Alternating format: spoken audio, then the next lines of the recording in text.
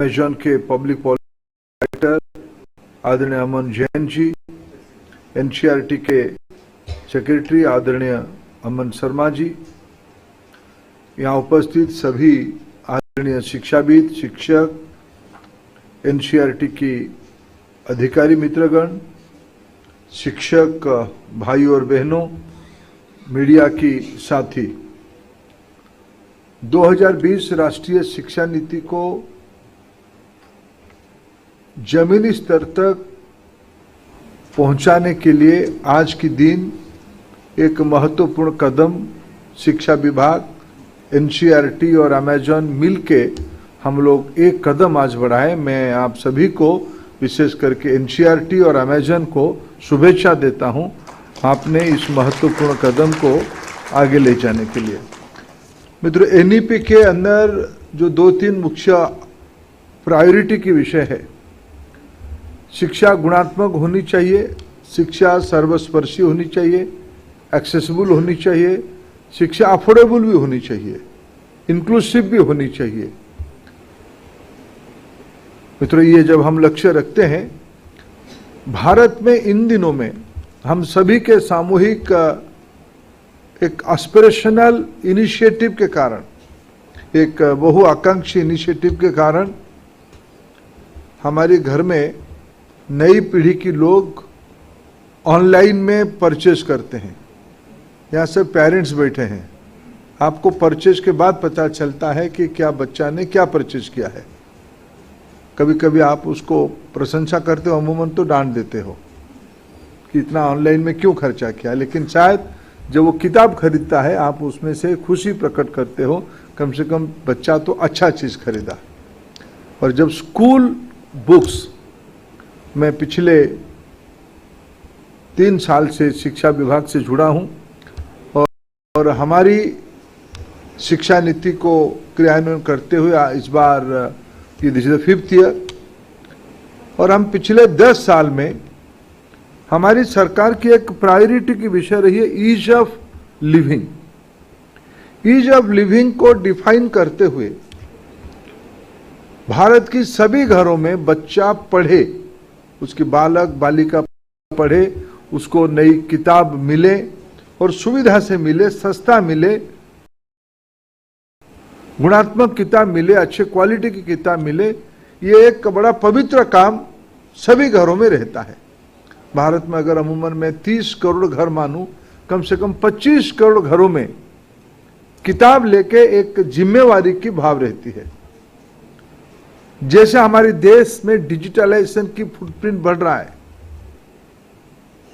भारत में digital stack हर एक quarter में एक नया स्टैक जुड़ता है। भारत उसमें एक उल्लेखनीय उपलब्धि भी हासिल किया है। मैं अमेजॉन की सौरभ जी को धीरे से पूछ रहा था, इन दिनों में आपका ई कॉमर्स की कारोबार कितना है। मैं टैक्स डिपार्टमेंट की काम नहीं देखता हूं, फिर भी उन्होंने मेरे को नहीं बताया। आज एनसीईआरटी ने एक डिजिटल मार्केटिंग का एक नया इनिशिएटिव शुरू किया। हमारे वास्तविक तो मंच पे आपको शाकलानी जी और सौरभ जी, आप ओरिजिनल व्यक्ति को भूल गए हो। हमारे सीबीएसई की मुख्य हमारे राहुल जी, फाइनली किताब तो खरीदने वाला संस्था हुई है। और इन दिनों में सीबीएसई ने भी एक अच्छा काम किया है। पहले सीबीएसई सिर्फ क्लास 9, 10, 11, 12 में ही एनसीईआरटी की किताब अनिवार्यता, ऐसे मान्यता था। लेकिन शायद अभी मेरे को एक दिन राहुल जी समझा रहे थे कि सर सीबीएसई को एक एग्जामिनेशन बोर्ड से एजुकेशन बोर्ड बनानी है। मैंडेट तो था ही एजुकेशन बोर्ड बनाने के लिए। धीरे धीरे सीबीएसई कुछ अन्य कामों में भी व्यस्त हो गया था, लेकिन हमारी सरकार ने सीबीएसई को अपने काम में फिर रीइंफोर्स करवाया है। और अभी एनसीईआरटी के अंतर्गत 2 करोड़ बच्चे हैं, लगभग 30,000 स्कूल है। अभी मैं अमन जैन साहब को पूछ रहा था कि आप कितने जगह पे एनसीईआरटी की किताब पहुंचा पाओगे, उन्होंने कहा कि हमारी, देखो ये सब कुछ कोइंसिडेंस है, जॉयफुल कोइंसिडेंस है। हमारे अमन शर्मा ये भी पोस्टल डिपार्टमेंट के अधिकारी हैं मूलतः, और इन्होंने कहा, दोनों अमन ने कहा कि हम दोनों मिलके अमेजॉन और इंडियन पोस्टल सर्विस दोनों मिलके हम एक जो गेटवे बनाएंगे, 19,500 पिन कोड एरिया में आज अमेजॉन की डिजिटल परचेजिंग हो सकता है। इसीलिए मैं सबकी बिहाफ से, विशेष करके देश की नागरिकों की ओर से राहुल जी आपको अनुरोध करता हूं, सीबीएसई वाला इसका ध्यान रखे। अभी इसकी कोई शॉर्टकट और बहाना ना ढूंढे। डिस्ट्रीब्यूटर तो है ही, स्थानीय किताब की दुकान तो है ही, लेकिन उसके अलावा मैं अभी पूछ रहा था कि इस बार एनसीईआरटी ने और एक महत्वपूर्ण कदम उठाई है। हर एक साल एनसीईआरटी में डिमांड सप्लाई का एक इश्यू रहता था। इस बार एनसीईआरटी ने शायद, और एनसीईआरटी की इतिहास लंबा है, 1963 से अब तक, लगभग ये भी 60 साल हो गया। ये 60 साल में एनसीईआरटी ने 220 करोड़ किताब छपाए और बिक्री किया है। शायद दुनिया में भी ये अपने आप में एक अजूबा रिकॉर्ड होगा।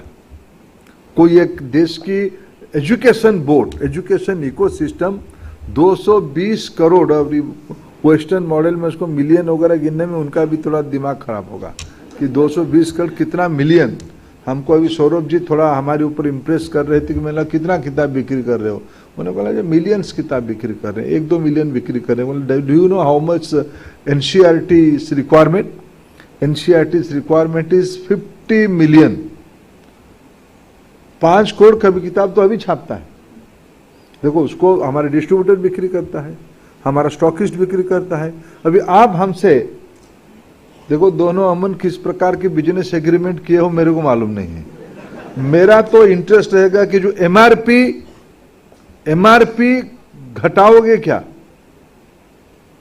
एमआरपी घटाओगे क्या? इस बार आपने कहा 5 करोड़ किताब बिक्री होती थी, इस बार आप उसको छपाने की 5 करोड़ किताब आप बनाते थे एनसीईआरटी की ओर से, इस बार उसको आप 15 करोड़ करने वाले हो। मेरा स्टैटिस्टिक्स ठीक है ना? मैं ठीक सुना है?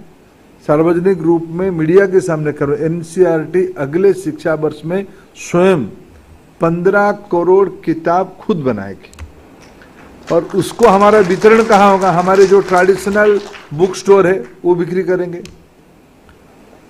डिस्ट्रिक्ट सेंटर में जो मार्केट प्लेस है वहां बिक्री होगा, बड़े बड़े सिटीज के इंपोर्टेंट बुक स्टोर्स में मिलेगा। उसके अलावा एक नया दुकान, आज मैं अमेजॉन को भी साधुवाद देता हूं, उन्होंने आज एक एनसीईआरटी के लिए डेडिकेट शॉप खुला है अमेजॉन के अंदर। उसमें अगर आओगे एनसीईआरटी की क्लास वाइज किताब मिल सकता है, सब्जेक्ट वाइज किताब मिल सकता है, और ईयर वाइज भी किताब मिल सकता है। और घर में अगर 2-3 बैच के बच्चे हैं तो 2-3 बैच की किताब भी पेरेंट्स इकट्ठा खरीद सकते हैं अमेजॉन की ई परचेजिंग, ई कॉमर्स की इकोसिस्टम में आके। इसलिए मेरा प्रायोरिटी व्यवस्था की ओर से रहेगा, एमआरपी में ही किताब मिले। कभी कभी सुनने में आता है एनसीईआरटी की किताब महंगा बिक्री होता है, इससे एक बड़ा पाप कुछ नहीं हो सकता है। एनसीईआरटी हमारी देश की शिक्षा मंदिर है। शिक्षा मंदिर में जो पुस्तक बनती है, जो बुक्स बनते हैं, वो एमआरपी में ही बिक्री होनी चाहिए। 15 करोड़ किताब बने छपा जाएगा, 2 करोड़ बच्चे हैं, 30,000 स्कूल्स हैं देश की सभी डिस्ट्रिक्ट में। आज के दिनों में सीबीएसई, और सीबीएसई हमारा देश की टर्च बियरर है स्कूल एजुकेशन इकोसिस्टम की। और इस बीच में तो हमने और उसमें एनईपी की जो रिकमेंडेशन था, बाल बाटिका बीवी 1, 2, 3, देश में केजी जिसको हम जानते थे, धीरे धीरे इसकी नोमेनक्लेचर, इसकी नामकरण बाल बाटिका ही हो रहा है। इसलिए बीवी 1, 2, 3 की किताब बन चुकी है।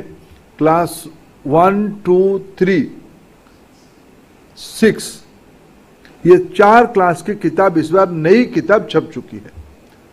बहुत अप्रिशिएशन आ रहे। क्लास 6 की जो साइंस किताब बने हैं, सोशल साइंस किताब बने, इसकी भूयसी प्रशंसा, ये फ्यूचरिस्टिक है, इसकी भूयसी प्रशंसा आज समाज में हो रही है। इसलिए आउट ऑफ 15 ईयर यानी BV 1 to 3 एंड 1 to 12, इसमें ये जो 15 ईयर की teaching learning material text book बनाने की जिम्मेवारी NCERT ने लिया है, उसकी ऑलरेडी 7 स्टैंडर्ड्स की 7 कक्षा की किताब नई बन चुकी है। और अगले शिक्षा वर्ष में शायद जो रेस्ट ऑफ द 8 ईयर्स रहेगा, यानी क्लास 7, 8, 4, 5, 7, 8, 9, 10, 11, 12, ये 8 क्लास में से अगले साल 4 क्लास की और किताब आ जाएंगे, फिर अगले साल और 4 साल की आ जाएंगे। यानी आने वाले 2-3 साल के अंदर, यानी आने वाले 2 शिक्षा वर्ष में आई गया 7 क्लास की नया किताब, और नेक्स्ट 2 एकेडमिक ईयर में यानी 25, 26, 27, 26 जनवरी तक, मैंने आज से 12-4 1.5 साल भी बचता नहीं है। 16 महीने में देश में नई पाठ्य पुस्तक आ ही जाएगा और उसकी साइज 15 करोड़ होगा।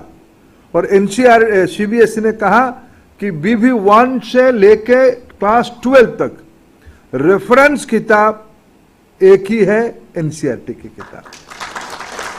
यह अभी CBSE का आग्रह का विषय बना है। बाकी उसके ऊपर कोई स्कूल कुछ रेकमेंड अलग किताब करता है तो स्कूल की विषय है, NCERT का विषय नहीं। NCERT की रेकमेंडेड किताब, और इस बार मैं भी आजकल मैं स्टेट बोर्ड में पढ़ा हूं,